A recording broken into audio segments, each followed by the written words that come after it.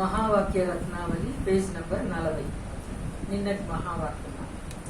నిత్యానిత్య వస్తు విచాರದ నిత్య సంసార సుఖ దుఃఖ విషయ సమస్త క్షేత్ర మమత బంధక్షయో మోక్ష.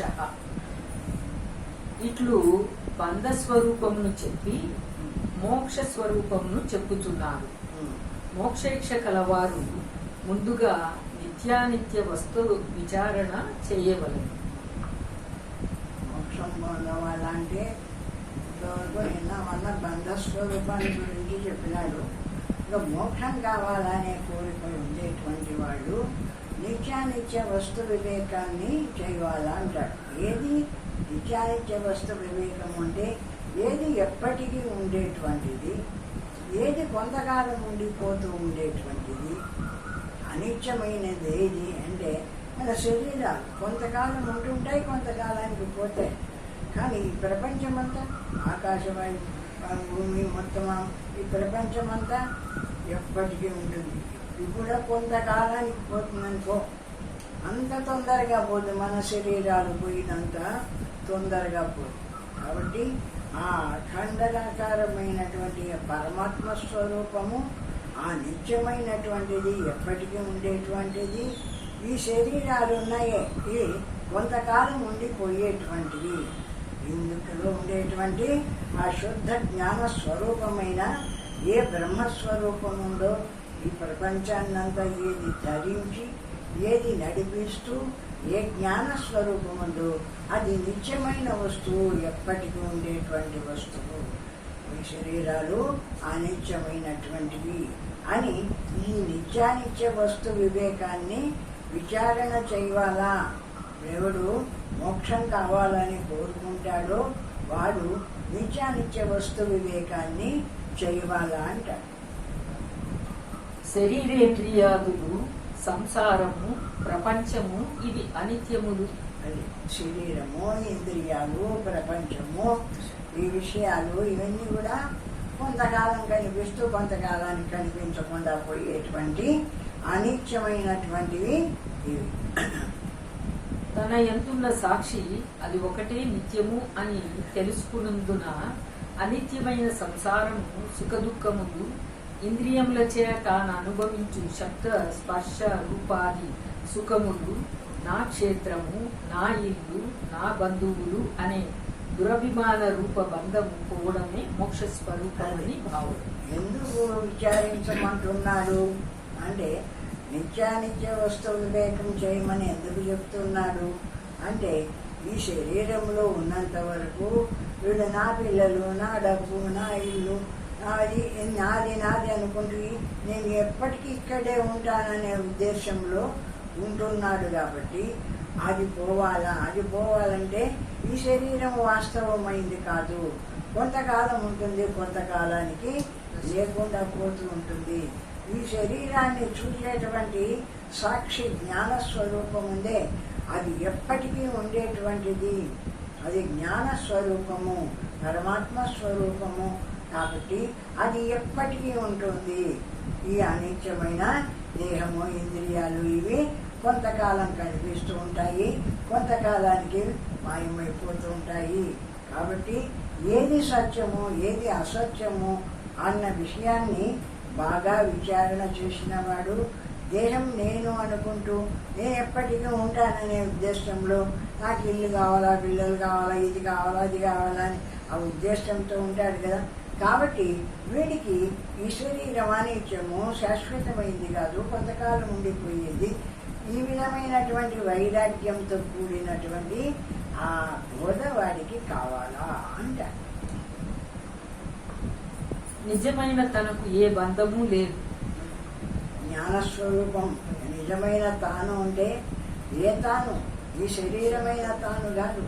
ఈ శరీరంలో ఏ జ్ఞానస్వరూపమైన పరమాత్మ ప్రకాశిస్తుందో ఆ పరమాత్మకు ఎప్పుడూ బంధం లేదు. అది ఎప్పుడూ ముక్త స్థితే. అన్నిటికీ అతీతంగా ఉంటుంది, అన్నిటికంటే వేరుగా ఉంటుంది, దేంతోనూ కలసదు, సర్వాన్ని ప్రకాశింపజేస్తూ ఉంటుంది, దేన్ని అంటుకోదు. అటువంటి జ్ఞాన స్వరూపమైంది మనలో ఉండేటువంటి పరమాత్మ స్వరూపము. అటువంటి పరమాత్మ నేను. ఆ పరమాత్మ ఏది ఉందో సత్యమై ఎప్పటికీ ఉంటుందో ఆ పరమాత్మ నా స్వరూపము. ఇదో నాకు కనిపిస్తుందే ఈ దేహము, మనసు, ఇంద్రియాలు ఇవన్నీ కొంతకాలం కనిపిస్తాయి, కొంతకాలానికి కనిపించకుండా పోతాయి. ఇవి వాస్తవం కాదు. ఆ సత్యమైన ఏ జ్ఞాన స్వరూపం ఉందో ఆ బ్రహ్మం నేను, ఆ పరమాత్మ నేను అని తెలుసుకోవాలా. ఆ విధంగా ఈ నిత్యానిత్య వస్తు వివేకాన్ని పొంది ఏది ఎప్పటికీ ఉండేటువంటిది, ఏది కొంతకాలం ఉండిపోయేటువంటిది, ఏది నీ స్వరూపము, ఏది నీది కాంది, ఇదంతా బాగా విచారణ చెయ్యాలా అంటారు. అజ్ఞానం వల్ల తన నిజ రూపమును మరచినాడు, అందువల్ల అన్ని బంధములు కలిగినవి. ఎట్లా వచ్చింది అంటే తాను బ్రహ్మస్వరూపుడనని, నేను ఈ జ్ఞానస్వరూపం కదా, నేను ఎప్పటికీ ఉండేటువంటి వాడిని కదా, ఇది కదా నా స్వరూపము అనేటువంటి తన నిజస్వరూపాన్ని మర్చిపోయినాడు. ఆ శరీరము, ఇంద్రియాలు, మనస్సు ఇవన్నీ ఉన్నాయే, ఇవన్నీ నేను అనుకుంటున్నాడు. ఇవి అనిత్యమైన వాటిని అన్నిటినీ చూసి నేను అనుకుంటున్నాడు కాబట్టి ఇవి కొంతకాలానికి పోతూ ఉన్నాయి, వాస్తవమైనటువంటివి కాదు. నిత్యమైంది ఏది అంటే వీటన్నిటినీ ప్రకాశింపజేస్తూ ఉండేటువంటి శుద్ధ జ్ఞాన స్వరూపం ఏది ఉందో ఆ జ్ఞానము నిత్యమైనటువంటిది, ఎప్పటికీ ఉండేటువంటి పరమాత్మ స్వరూపము. ఇప్పుడు జ్ఞానం కలిగి ఏం తెలుసుకుంటున్నాడు? ఈ అనిత్యమైనటువంటి దేహవన బుద్ధులను వదిలేసి నిత్యమైన ఏ జ్ఞాన స్వరూపం ఉందో ఆ బ్రహ్మం నేను అని తెలుసుకుంటున్నాడు, ఆ పరమాత్మ నేను అని తెలుసుకుంటున్నాడు. అప్పుడు ఈ అనిత్యమైంది కదా ఈ శరీరము, కొంతకాలం ఉంటుంది, పోతుంటుంది.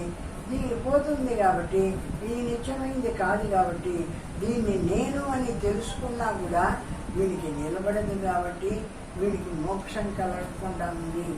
ఇంకొక శరీరాన్ని పొందుతున్నాడు, తృప్తి పడలేక ఆ శరీరంతో పోతే పోయింది అనుకున్నాడా? అటువంటి వైరాగ్యం లేదు కాబట్టి మళ్ళా కొంత సంకల్ప వికల్పాలన్నింటినీ లోపల పెట్టుకున్నాడు కాబట్టి ఇంకొక శరీరంలో పోయి ప్రవేశిస్తున్నాడు. కాబట్టి అటువంటి స్థితిని విడిచేసి దీన్ని తెలుసుకుంటూ ఉండేటువంటి శుద్ధ జ్ఞాన స్వరూపమైన ఆ పరమాత్మ నా స్వరూపము, ఆ బ్రహ్మం నేను. ఎందుకు శివోహం అని ఎందుకు ఉపదేశాలు చేసుకునేది అంటే ఆ బ్రహ్మం నేను, ఆ పరమాత్మ నేను, శివోహం అని ఆ బ్రహ్మస్వరూపం నుంచి ఆ బ్రహ్మాన్ని ధ్యానం చేస్తున్నంత కాలానికి ఏమవుతుందంటే దేహం పోయినా బ్రహ్మం ఎప్పటికీ ఉండేటువంటిది కాబట్టి శాశ్వతంగా నిలబడుతున్నాడు. బ్రహ్మస్వరూపుడై జ్ఞానస్వరూపుడై అంటాడు. శాస్త్ర విచారణ వల్ల నిజం తెలుసుకున్నప్పుడు తనకు ఏ బంధమును లేదు. బాగా విచారణ చేసి తత్వాన్ని బాగా విచారణ చేసి తెలుసుకున్నప్పుడు జ్ఞానస్వరూపమైన నాకెక్కడ ఉంది బంధము? ఏదైనా బంధమో, సుఖమో, దుఃఖమో, ఇబ్బంది ఏదైనా ఉంటే ఈ స్థూల శరీరానికి ఉండేది. దీన్ని తెలుసుకుంటూ ఉండేటువంటి శుద్ధ జ్ఞాన స్వరూపమైన నేనున్నానే, సర్వాన్ని ప్రకాశింపజేసేటువంటి ఆ జ్ఞాన స్వరూపమైన నాకు బంధమే లేదు. నేను ఎప్పుడూ ముక్త స్వరూపుణ్ణి అని ఆ బ్రహ్మాన్ని తెలుసుకొని ఆ బ్రహ్మమే తానై నిలబడుతున్నాడు కాబట్టి బతికి ఉండంగానే, శరీరం ఉండంగానే జీవన్ముక్తిని పొందుతున్నాడు. అటువంటి బ్రహ్మము నా స్వరూపము అని తెలుసుకున్నందువల్ల ఆ ముక్తిని పొందుతున్నాడు బతికి ఉండంగానే. శరీరం వదిలిన తర్వాత కూడా ఆ అఖండమైన ఏ బ్రహ్మస్వరూపమో శాశ్వతంగా ఉందో దాంట్లో కలిసిపోతాడు. మళ్ళా జన్మాంతులు లేకుండా పోతుంది. అటువంటి ముక్తిని పొందుతున్నాడు అని. బంధము లేనప్పుడు ఎవరికి మోక్షమును కోరును? అజ్ఞానము పోగానే జ్ఞానమే మిగులును. బంధమే లేనప్పుడు మోక్షం ఎవరికి అంటే నేను జ్ఞానస్వరూపాన్ని, నాకు బంధమే లేదు, ఎప్పటికీ ఉండేటువంటి వాడిని కాబట్టి నాకు బంధం లేదు కాబట్టి నాకు మళ్ళా మోక్షం అనేది వేరే కావాలన్న కోరిక నాకెందుకు? ఎప్పటికీ ఏ జ్ఞాన స్వరూపమైన పరమాత్మ ప్రకాశిస్తుందో ఆ జ్ఞానమై నిలిచిపోయినాను. అంతేగాని నాకు మోక్షం అనేది ఏదో వేరే ఒకటి ఉంది, ఆ మోక్షం కావాలా అని కూడా నేను, అందుకే నిన్న వచ్చింది మోక్షం కావాలా అనేది కూడా ఒక బంధం కోరికే. ఆ కోరిక వల్ల కూడా బంధింపబడుతున్నాడు అని ఎందుకు అనుకుంటున్నాడు ఆ మాదిరి అంటే తన స్వరూపమైన పరమాత్మ స్వరూపం ఉంది, బంధమోక్షానికి అతీతమైన స్వరూపం. దీనికి బంధం ఉండని, దీనికి మోక్షం ఉండని, ఈ బంధానికి మోక్షానికి రెండింటినీ తెలుసుకుంటూ ఉండేటువంటి శుద్ధ జ్ఞాన స్వరూపం తన స్వరూపం. ఆ పరమాత్మ స్వరూపంగా తానున్నాడు కాబట్టి తనకు బంధము లేదు, మోక్షము లేదు. ఎప్పటికీ ఏ జ్ఞాన స్వరూపము సర్వవ్యాపకంగా నిలిచిందో ఆ బ్రహ్మం నేను అనుకున్నాడు, బ్రహ్మ మాత్రంగా నిలిచిపోతున్నాడు ఆ బ్రహ్మత్వంలో. దుఃఖము లేకపోవడమే సుఖము కనుక విచారణ ముఖ్యము అని భావం. ఎక్కడ దుఃఖం లేకుండా పోతుందో అక్కడ సుఖ స్వరూపమైన బ్రహ్మం తెలియబడుతుంది. కాబట్టి విచారణ అవసరం. అంటే నీ విచారణ ఎందుకు అవసరమైంది? నీకు నీ సుఖమైన బ్రహ్మం నేను అనేది మర్చిపోయినావు. ఈ దుఃఖ రూపమైన ఈ దేహము ఇంద్రియాలు ఇవన్నీ ఉన్నాయి, ఇవి నేను అనుకుంటున్నావు. కాబట్టి దుఃఖాన్ని నేను అనుకుంటున్నావు, సుఖమైన దాన్ని పరమాత్మను మర్చిపోయినావు. కాబట్టి ఏది సుఖము, ఏది దుఃఖము, ఏది శాశ్వతము అనేటువంటి విషయాన్ని బాగా విచారణ చెయ్యి అంటున్నారు.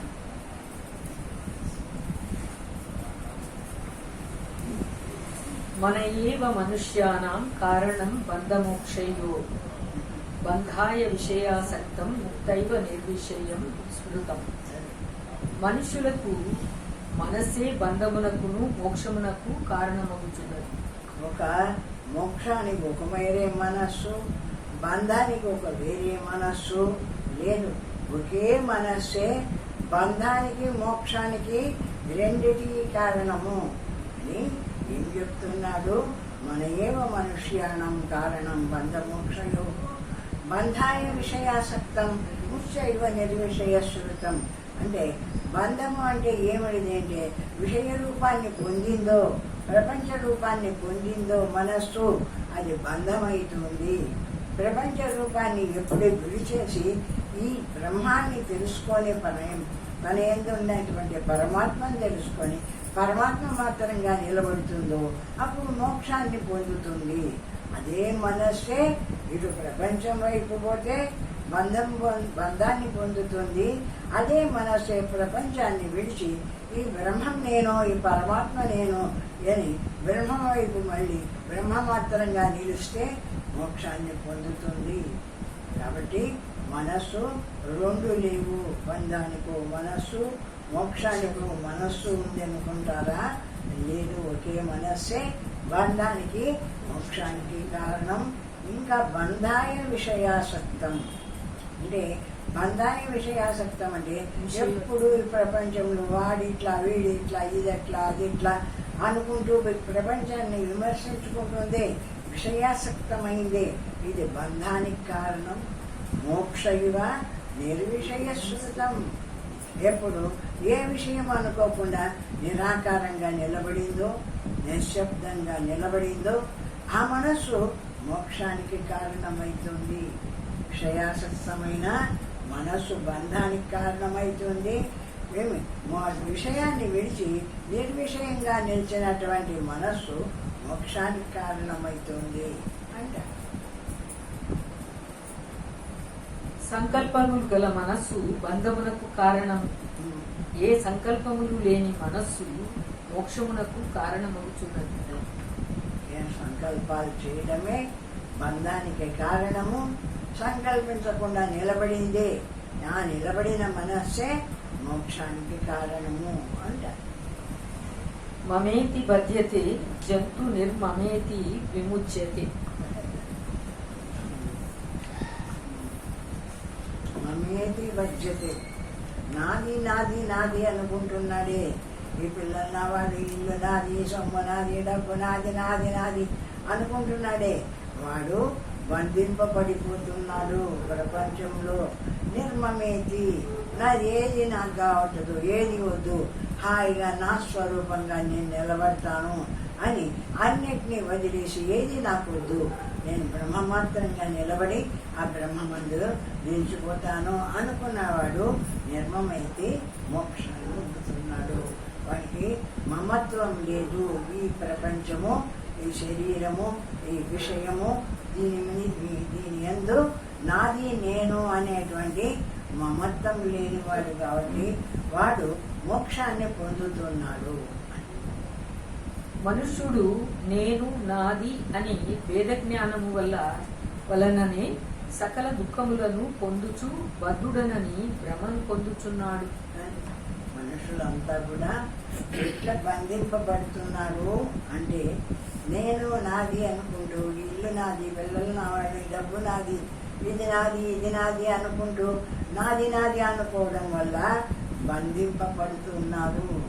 ప్రతివాడు కూడా ఈ నాది నాది అనుకోవడం వల్ల బంధంలో తిరుగుపోతున్నాడు. నాకు ఇది కాదు, నాకు వద్దు, వద్దు, ఏది వద్దు, కేవలం బ్రహ్మ మాత్రమే, ఏది వద్దని ఎట్లా అనుకోగలుగుతాడు? వాడు ఏదో ఇంకొక దాన్ని పట్టుకొని దీన్ని విడవాలి. ఏది లేకుండా ఎట్లా విడుస్తాడు అంటే, దీన్ని నాది నాది నాది అనుకుంటూ ఉన్నాడు ఇంతకాలము. ఇప్పుడు దీన్ని విడిచవాలంటే ఎట్లా విడుస్తున్నాడు? నాది అయినది, నేనైనది ఏదో ఆ జ్ఞాన స్వరూపమైన ఏ బ్రహ్మం ఉందో ఆ బ్రహ్మము ఎప్పటికీ ఉండేటువంటిది. అది ఒకప్పుడు ఉండి ఒకప్పుడు లేకుండా పోయేది కాదు. అటువంటి బ్రహ్మము నా స్వరూపము అని ఆ బ్రహ్మాన్ని ఎవరు పట్టుకుంటాడో వాడు ముక్తిని పొందుతున్నాడు. ఆ బ్రహ్మం నేను అని బ్రహ్మమాత్రంగా నిలబడుతూ ఉండేటువంటి వాడు ముక్తిని పొందుతున్నాడు అంటాడు. విచారించి ఈ వేద జ్ఞానము బ్రహ్మ వల్ల కలిగినది కాని వాస్తవము చిదాకాశము ప్రపంచమంతయు బ్రహ్మస్వరూపమని తెలుసుకున్నప్పుడు నేను నీవు అనే వేద జ్ఞానము ఉండదు. ఈ జగత్ అంతా కూడా ఏకరూపమైన బ్రహ్మం ఏదుందో ఆ బ్రహ్మ మాత్రంగా ఉంది. నేను నీవు ఇది వాడు వీడు అనేదంతా కూడా భ్రమ. నేను బయటికి వచ్చి నాది నాది అనుకోవడం వల్ల నాది వేరే, వాడిది వేరే, వీడిది వేరే, నాది వాడిది అంటున్నాడు. ఈ విధమైనటువంటి భేదభావం అంతా ఎప్పుడు ఏర్పడింది అంటే, ప్రపంచం మీదకి వచ్చి ప్రపంచం ఒకటి ఉందని ఈ స్వచ్ఛమైనటువంటి బ్రహ్మస్వరూపాన్ని తెలియనటువంటి స్థితిలో వస్తూ ఉండేటువంటి అజ్ఞాన స్థితి. బాగా విచారణ చేసినటువంటి వాడు ఈ శరీరం ఎంతకాలం ఉంటుంది, ఈ ధనధాన్యాలు ఎంతకాలం ఉంటాయి, అవన్నీ ఉన్నా కూడా ఈ శరీరం విడిచిపెట్టిపోతూ ఉంది కదా. నేను అనేది దీని యందు నేనని అనుకుంటున్నానే కానీ నేను ఎప్పటికీ ఉండగలనా దీని యందు అని విచారణ చేసి నేను ఎవరు అంటే, అహం బ్రహ్మాస్మి శివోహం, అయమాత్మ బ్రహ్మ, ఆ బ్రహ్మస్వరూపం ఉందే అది ఎప్పటికీ ఉండేటువంటిది, శాశ్వతమైనటువంటిది. ఆ బ్రహ్మం ఏదుందో ఆ బ్రహ్మం నా స్వరూపము, నేను ఇది కాదు అని తెలుసుకున్నవాడు ముక్తిని పొందుతున్నాడు, మోక్షాన్ని పొందుతున్నాడు. మళ్ళా జన్మ లేకుండా పోయినటువంటి మోక్ష స్థితిని పొందుతాడు అంటాడు. అందువల్ల ముక్తుడగుచున్నాడు.